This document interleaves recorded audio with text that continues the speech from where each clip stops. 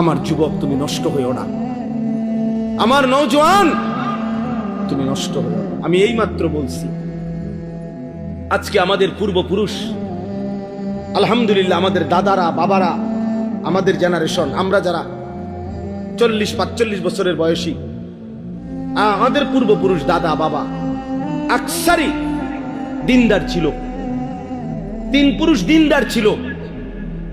আজকে তোমরা যারা 18, 20, 25 বছর বয়সে তোমরা একটা ওয়াক্ত নামাজ পড়ো না, সারা দিন সারা রাত মোবাইল, নারী, ছবি, অশ্লীল দৃশ্য, উলঙ্গ নাচ গান নিয়ে ব্যস্ত আছো, তোমাদের হাতেও একটা জেনারেশন আসবে। আল্লাহ চাহে তো ইনশাআল্লাহ তোমরাও বিয়ে করবা, আল্লাহ দিলে তোমাদেরও বাচ্চা সন্তান হবে। সেদিন তোমরা বুঝবা তোমাদের এই অব্যাহত গুনাহ, অসভ্যতার, অস্থিরতার খেসারত তোমাদেরকেই দিতে হবে।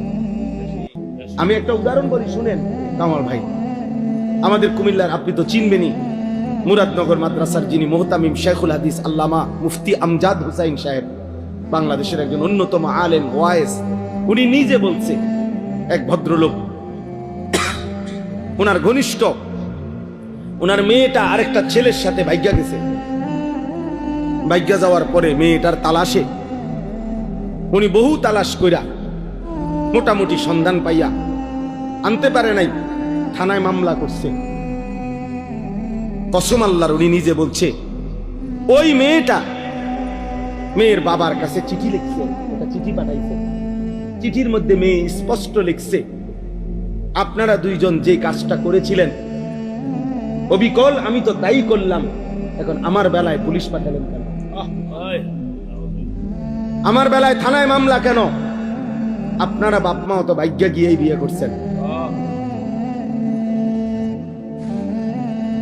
এখন আমার বেলায় থানায় পুলিশ পাঠালেন কেন, মামলা দিলেন কেন? ওই বাবা অঝরে কাঁদছে যে হ্যাঁ, আমার সন্তান, আমার বেইজ্জতি আমার এই শোধ দিয়ে, আমার পাপ আমারে বুঝাই দিল, ফিরাই দিল আমার সন্তান।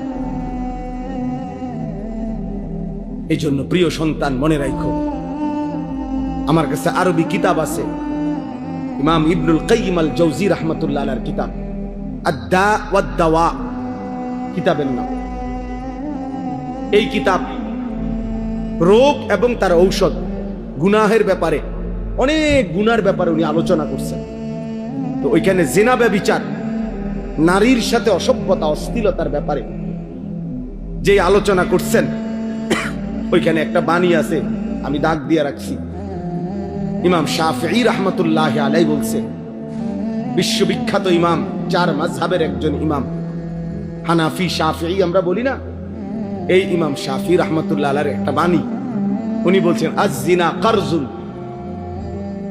ইমাম শাফিঈ রাহমাতুল্লাহ আলাইহি বলছে, যুবক ছেলেরা বাবা শোনো, উনি বলছে জিনা এবং ব্যভিচার এটা করজ, এটা ঋণ। ঋণ যেমন সুদ দিতে হয়, তোমার এই অসভ্যতা ব্যভিচার তোমার ফ্যামিলির কাউকে না কাউকে দিয়ে সুদ দিতে হবে।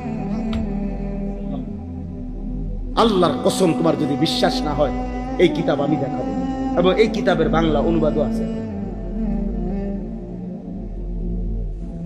তোমারে সুদ দিতে হবে, যদি তওবা না করে ফিরে না আসে, আল্লাহ যদি মাফ না করে, তাহলে এটা কি দিতে হবে? জিনা কারজুন, জিনা এবং ব্যভিচার কারজ, ঋণ। ঋণ। অতএব দোস্ত আমার, বন্ধু আমার, প্রিয় সাথী আমার, মজলুমের দিকে আরেকবার তাকাও, ইমানদারের খণ্ড বিখণ্ড লাশের দিকে আবার তাকাও, গাজা ফিলিস্তিনের মজলুম মার দিকে আবার তাকাও, আরেকবার নিজের দিকে তাকাও। এমন মুহূর্তে একজন মুসলমান সন্তান এমন করা, নামাজ নাই, সেজদা নাই, আল্লাহ নাই, রাসূল নাই, এগুলো কার মতো তোমরা চুল রাখলা? কারে তোমাদের প্রিয় মানাইরা? কার লেবাস, কার পোশাক তোমাদের পছন্দ হইল? দোস্ত আমার, কোন খেলোয়াড়ের গেঞ্জি করলাম? সে মুসলমান? আর্জেন্টিনার খেলোয়াড় মুসলমান, ব্রাজিলের খেলোয়াড় মুসলমান, তো সে তোমার পছন্দ হলো কেন? মেসি তোমার প্রিয় হবে কেন? এ তো পত্রিকা আসছে ওর 2টা বাচ্চা হওয়ার পরে, যে মহিলার থেকে 2টা বাচ্চা হয়েছে, তার 9 বছর পরে ওই মহিলারে বিয়ে করছে 2টা বাচ্চা লইয়া। হ্যাঁ, এটা তো আমি নিজ চোখে দেখছি ব্যাপার। 9 বছরের অবৈধ মেলামেশায় 2টা বাচ্চা হইছে। এরপরে 2 বাচ্চা লইয়া হে ওই মহিলারে বিয়ে করছে। 9 বছর পরে বাচ্চা হয়েছে আরো 9 বছর আগে। এত বড় অসভ্য কোন মুসলমানের সন্তানের মডেল হইতে পারে? তো তোমার চুল তার মতো হবে কেন? সামান্য বিবেকও কি থাকবে না মিয়া? বলো। হাইসো না বাপ, হাইসলে মনে রাখো তুমি প্রতিবন্ধী। মূলত তোমার তার সিরা, এই জন্য কোনো কথাই তোমার উপরে আসর করে না, কারণ মাতাল এমনই হয়।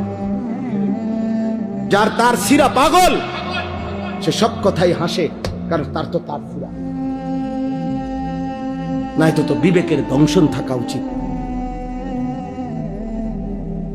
নাই তো বিবেকের মধ্যে একটু অনুশোচনা আসা উচিত।